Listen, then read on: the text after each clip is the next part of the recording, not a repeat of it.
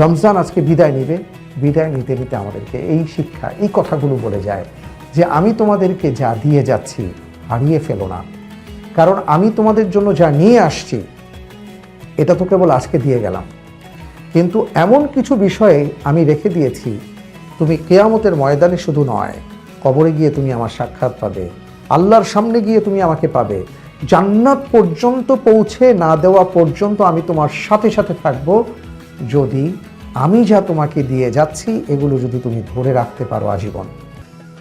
আমরা আগে অনেকে রঙে রঙিন হতাম, রমজান এসে আমাদেরকে শিখিয়েছে তোমাদের জীবনটাকে রঙিন করো আল্লাহ সুবহানাহু ওয়া তাআলার রঙে। সেই রং আমরা ধারণ করেছি, সেই রং কি আমরা খুলে ফেলব, নাকি সেই রং জড়িয়ে সেই সুবাস নিয়ে আমরা এগিয়ে যাব? এটাই হলো বিষয়। অনেকে আমাদেরকে বলে থাকেন যে আমরা কিভাবে বুঝবো যে রমজানের রোজা কবুল হয়েছে?